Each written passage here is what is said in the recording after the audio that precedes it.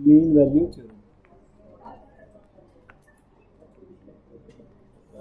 ठीक है, इसके अंदर दो थ्योरम्स आती हैं। The first one is Rolle's theorem, second one Lagrange mean value theorem. ठीक है, लैग्रांज मीन वैल्यू थ्योरम। और अगर वो सिंपली बोलता है मीन वैल्यू थ्योरम तो आपने लैग्रांज यूज करनी है। ठीक है, रोल्स के लिए पर्टिकुलरली क्या बोलेगा वो, Rolle's theorem. This is basically application of differentiation. ठीक है, कहती क्या ये थ्योरम, ध्यान से देखिए। कहता है कोई फंक्शन, सबसे पहले कंडीशन ध्यान रखना, कोई फंक्शन अगर कॉन्टिन्यूस है, कोई फंक्शन अगर f इज कॉन्टिन्यूस, कहां पे, ए बी इंटरवल पे। कहां पे कॉन्टिन्यूस है, ए और बी इंटरवल पे f जो है वो कॉन्टिन्यूस है। इसका मतलब समझो ध्यान से, मैं साथ साथ डायग्राम भी बना रहा हूं आपको, ये समझ आएगा डायग्राम के थ्रू। मतलब यहां से ये ए पॉइंट ले लिया, ए कुछ भी हो सकता है, और ये मैंने बी पॉइंट ले लिया, यहां से फंक्शन चला और यहां तक बी, कहीं तक भी बीच में कोई भी ब्रेक नहीं आएगा, ये मतलब है कॉन्टिन्यूस का। ठीक है, अब इसके बाद अब ए और बी तक फंक्शन कॉन्टिन्यूस है, मतलब विदाउट ब्रेक, कोई भी फंक्शन बनाएंगे बीच में ब्रेक नहीं होना चाहिए। Okay, second one that is f is differentiable on open interval a b. अब डिफरेंशिएबल का क्या मतलब है, डिफरेंशियल का मतलब ये है कि बीच में कोई शार्प एंड्स नहीं होने चाहिए, वर्टिकल टेंजेंट नहीं होनी चाहिए, है ना, ऐसे ऐसे ये चीज नहीं होनी चाहिए, ऐसे नहीं होना चाहिए, ये चीजें अलाउड नहीं है। अगर ऐसा होगा तो डिफरेंशिएबल नहीं होगा। थर्ड, जो एफ ऑफ ए है और एफ ऑफ बी है वो दोनों क्या होने चाहिए, बराबर। इसका क्या मतलब है, इसका मतलब अगर आप ए पॉइंट, ये एफ ऑफ ए है और बी, एफ ऑफ बी भी यही होना चाहिए, मतलब अगर कर्व यहां से स्टार्ट हो रही है तो यहीं पे खत्म होनी चाहिए।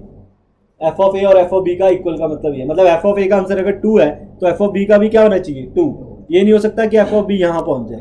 तो इन तीनों को ध्यान में रखते हुए अगर हम एक कर्व ड्रॉ करें, कुछ भी बना सकते हो आप, बट इन तीनों कंडीशन को सेटिस्फाई करें, तो लाइक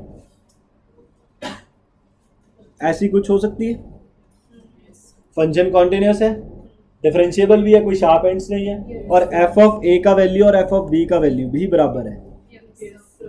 हो गया ना, कॉन्टिन्यूस भी हो गया क्लोज्ड इंटरवल पे, और डिफरेंशिएबल होगा। ओपन इंटरवल इसलिए बोला ना क्योंकि देखो ए पे जरूरी नहीं है वो डिफरेंशिएबल हो, क्योंकि क्या पता शार्प एंड बन जाए, या है ना, या कर्व बन जाए कुछ अलग सी जो कि डिफरेंशिएबल नहीं होती, तो इसलिए तीनों कंडीशन कर रही है satisfy.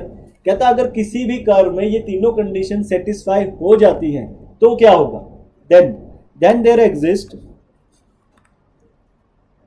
Exist a real number. सबसे पहली बात, रियल नंबर होगा, not imaginary. Real number C belongs to AB such that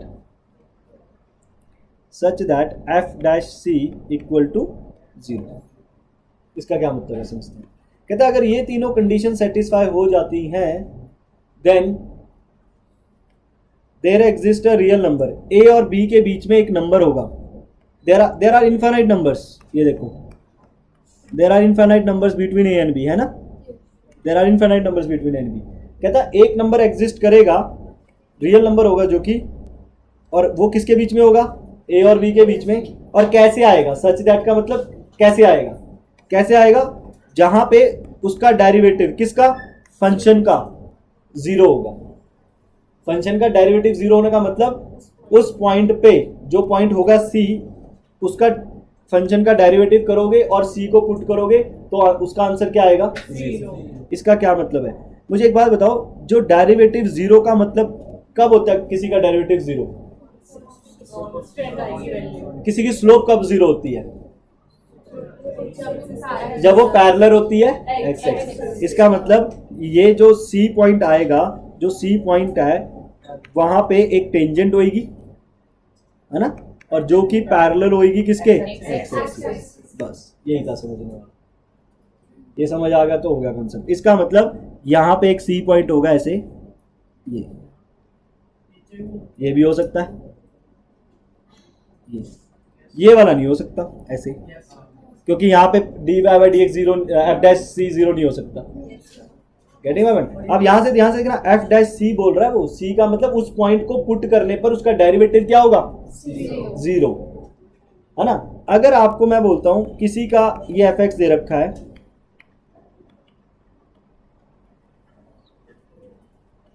ये एफ एक्स दे रखा है, अगर मैं यहां पे बोलूं एक्स का वैल्यू 1 पुट करो, क्या आंसर आया? 0। तो मैं ये बोल सकता हूं 1 is a root of f x, ये बोल सकता हूं।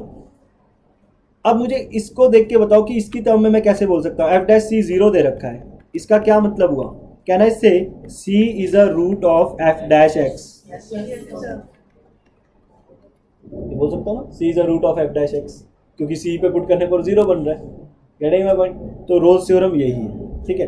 अब एक क्वेश्चन देखते हैं इसका। अगर इन तीनों में से कोई भी कंडीशन डिससेटिस्फाई हो जाती है तो वो रोल्स थ्योरम एग्जिस्ट नहीं करती, एप्लीकेबल ही नहीं है, वी कांट गो फॉरवर्ड कि अब नहीं कर सकते कुछ भी इसमें, ठीक है। जैसे कि एक क्वेश्चन दे रखा है, f x equal to mod x on -1 इसके इसने बोल दिया discuss applicability of Rolle's theorem. इसमें बताओ रोल्स थ्योरम की एप्लीकेबिलिटी क्या है। मुझे विदाउट डूइंग एनीथिंग आप मुझे सीधा बता दो क्या हो सकता है, रोल्स थ्योरम इसमें एप्लीकेबल होगी या नहीं? क्यों? क्योंकि शार्प एंड का मतलब क्या हुआ? हाँ, कॉन्टिन्यूस तो है, क्योंकि मॉड एक्स जो होता है वो 0 पे नॉन डिफरेंशिएबल होता है, और इसने पूछा -1 से लेके 1 के बीच में, तो ये शार्प एंड बन गया, तो नॉन डिफरेंशिएबल हो गया, तो नॉन डिफरेंशिएबल का तो डिसकंटिन्यूटी हुआ ही, नॉन डिफरेंशिएबल तो रोल्स थ्योरम एप्लीकेबल ही नहीं, ठीक है। बट अगर सब्जेक्टिव वे में आएगा तो कैसे करेंगे हम इसे? हम इसका लेफ्ट हैंड डेरिवेटिव निकालेंगे और राइट हैंड डेरिवेटिव निकालेंगे, दोनों बराबर नहीं आएंगे, और हम कह देंगे function is not differentiable and hence the Rolle's theorem is not applicable. Okay, एक और देखते हैं। एफ एक्स दे रखा है 3 + x - 2 की पावर 2/3 ऑन 1 3। ऐसे क्वेश्चन में ना नॉन डिफरेंशिएबिलिटी चेक करते होते हैं, ठीक है। कैसे? इसका डेरिवेटिव करते हैं, ये 0 हो जाएगा, दिस इज व्हाट 2/3 -1/3 आ जाएगा, और यू कैन राइट 2/3 नीचे आ जाएगा 1/3। अगर आप एट x = 2 पुट करें इस पे, तो क्या इसका f डैश x इन्फिनिटी नहीं बन गया? क्योंकि 1 और 3 के बीच में 2 आ रहा है, तो मैं कह सकता हूँ f x is what non differentiable at what at 2, therefore Rolle's theorem not applicable, ठीक है। ऐसे क्वेश्चंस में ऐसे चेक किए जा सकते हैं। मान लो अगर आपको मैं tan x देता हूं और मैंने दे दिया 0 से पाई, तो क्या ये एप्लीकेबल, इसकी बताओ रोल्स थ्योरम होगा कि नहीं? क्यों? π/2 पे ये वर्टिकल टेंजेंट देता है ना, डिसकंटिन्यूअस भी हो जाता है, ये भी कह सकते हैं, है ना, वर्टिकल टेंजेंट, तो not roles theorem not applicable. Getting my point? क्या कर रहे हैं हम? Okay, verify Rolle's theorem for the function on 2,3। सबसे पहले देखिए ध्यान से, ये पॉलिनोमियल फंक्शन है तो ये कॉन्टिन्यूअस होगा, क्योंकि क्वाड्रेटिक इक्वेशन है, इसका ग्राफ ऐसे कुछ ऊपर बनेगा, ठीक है, क्वाड्रेटिक इक्वेशन है, और ये डिफरेंशिएबल भी होगा। पॉलिनोमियल फंक्शन जितने भी होते हैं कॉन्टिन्यूअस होते हैं, डिफरेंशिएबल होते हैं। जहाँ पे आपको डाउटफुल फंक्शंस है ना, वो मॉड एक्स हो गया, सिग्नम फंक्शन हो गया, जिसकी पावर पॉलिनोमियल नहीं है, जो जैसे मैंने अभी ये वाला करवाया, ये पॉलिनोमियल नहीं है, तो ऐसे फंक्शंस पे आपको चेक करना पड़ता है कॉन्टिन्यूटी और डिफरेंशिएबिलिटी। जो सीधा स्ट्रेट फॉरवर्ड ये वाली फॉर्म में होते हैं ax² + bx + c, वो डायरेक्ट आप लिख लो। तो आप इसको लिखोगे कैसे?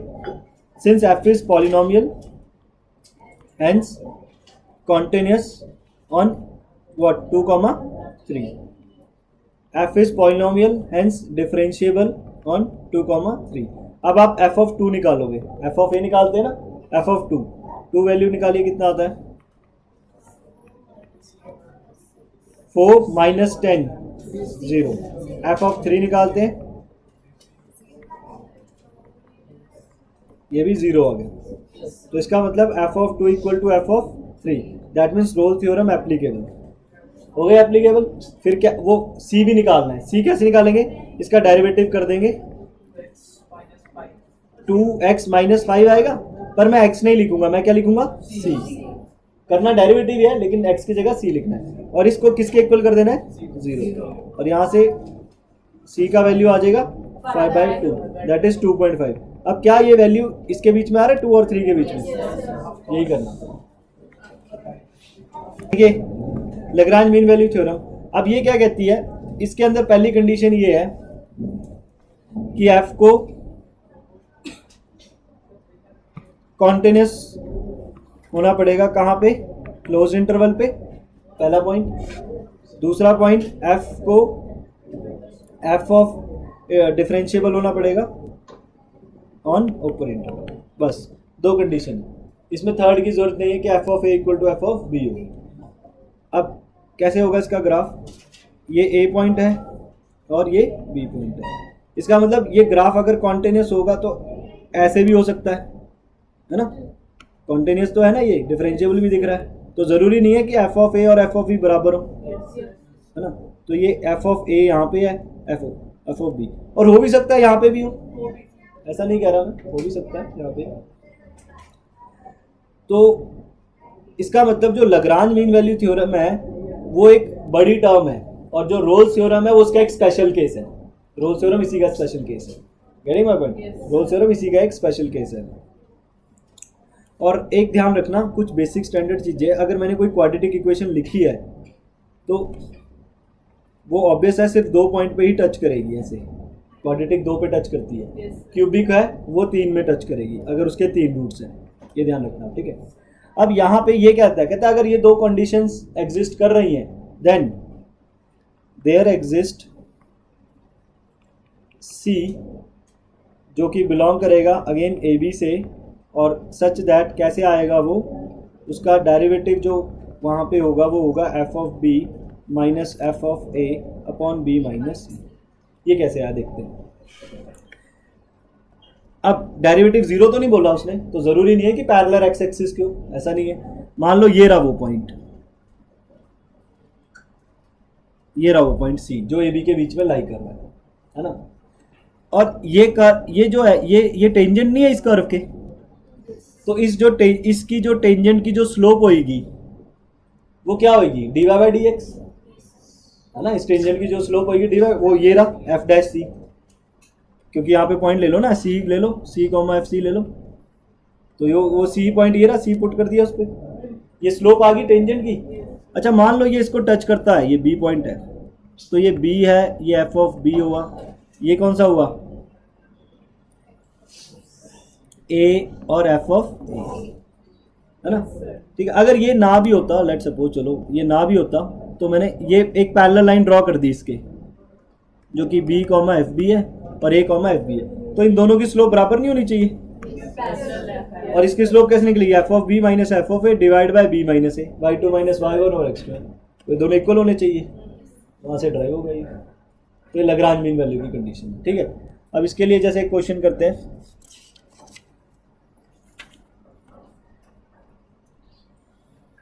discuss the Lagrange mean value theorem for the function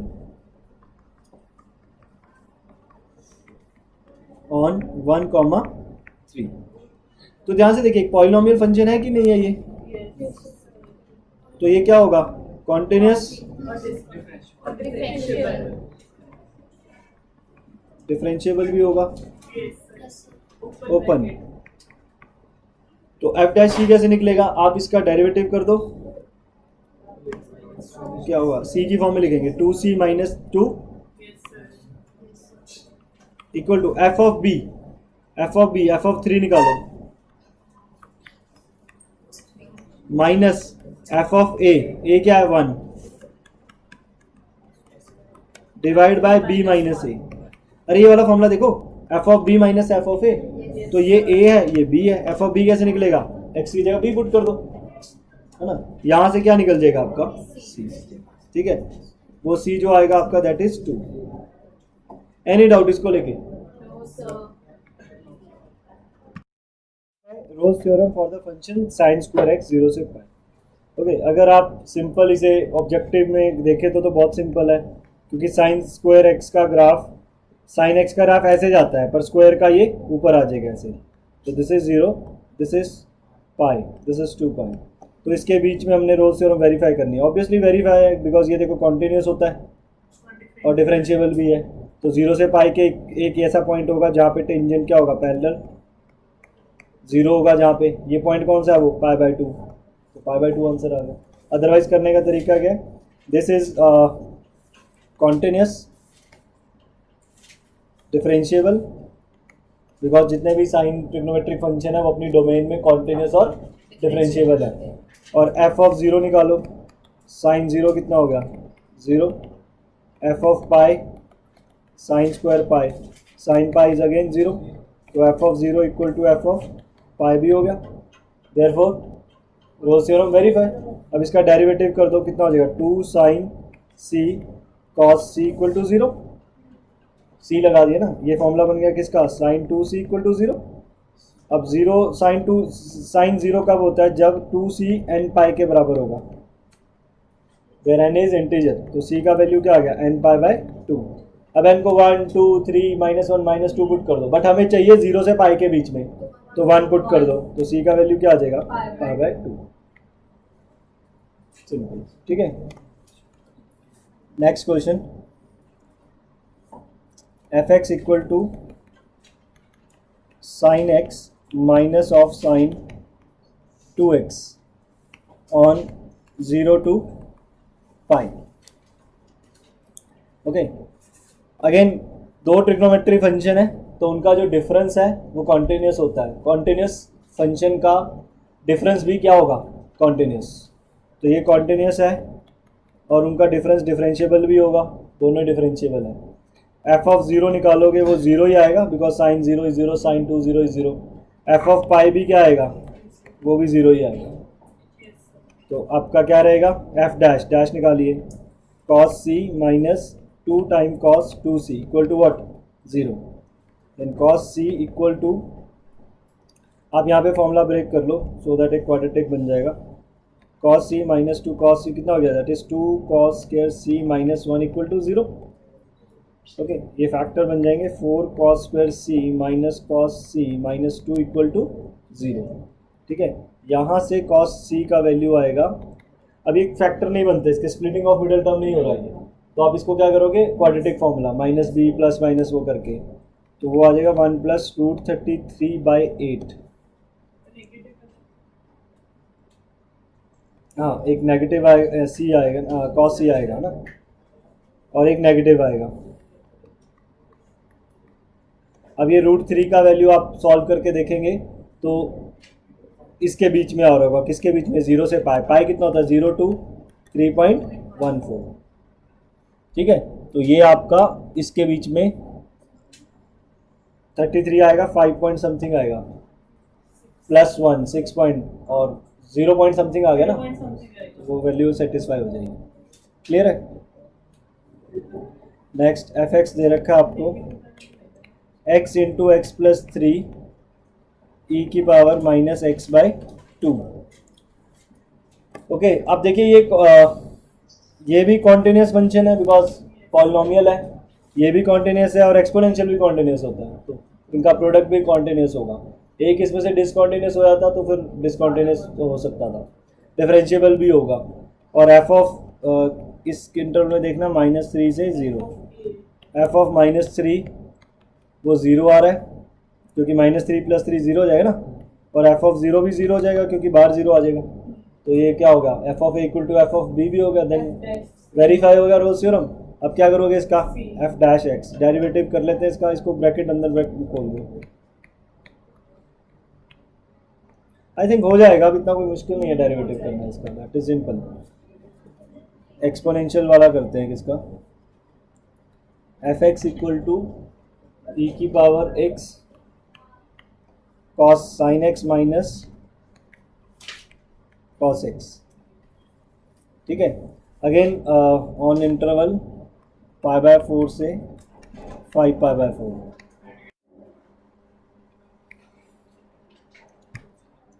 F x हमें ये दे रखा है, e x sine x minus cos x.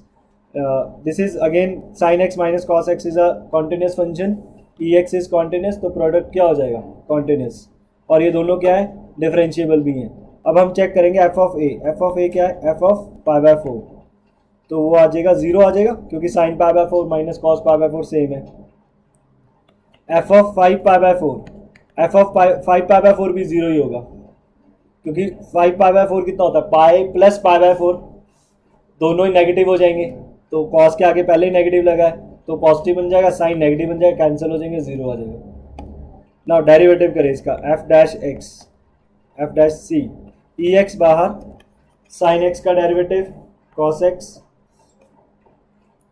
Minus cos x का derivative plus sine x, plus sine x minus cos x बाहर, e x का derivative is e x. Now take e x common और cos x cancel हो जाएगा, क्या रह जाएगा 2 sine x, 2 sine x, और इसको किसके इक्वल कर देंगे 0 के, ओके किसके इक्वल हो जाएगा ये 0 के।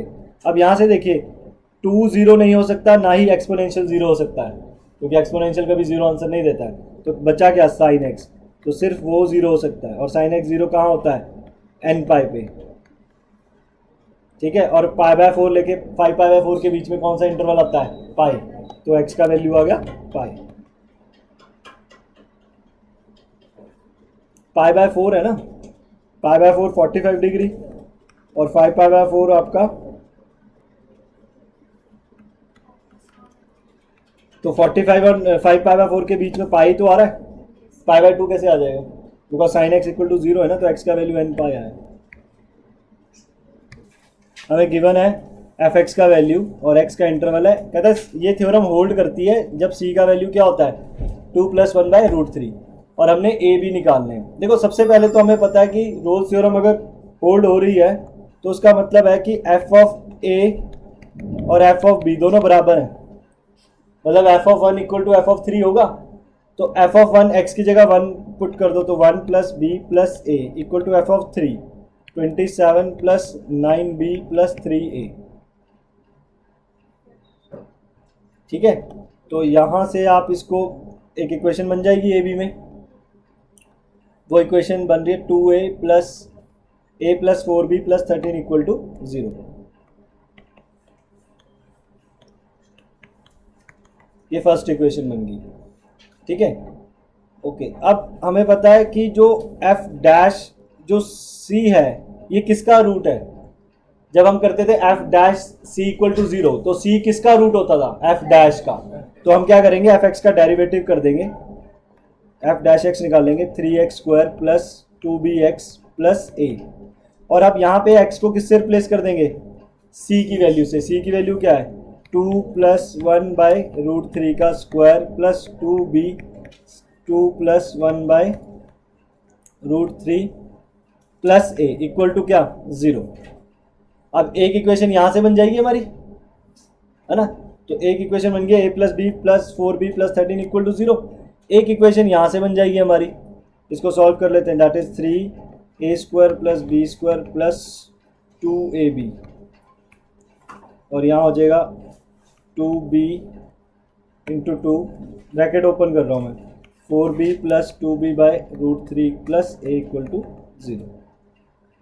तो ये हो जाएगा आपका 3 को मल्टीप्लाई कर दो अंदर 12 + 1 + 4/√3 + 4b + 2b/√3 + a = 0।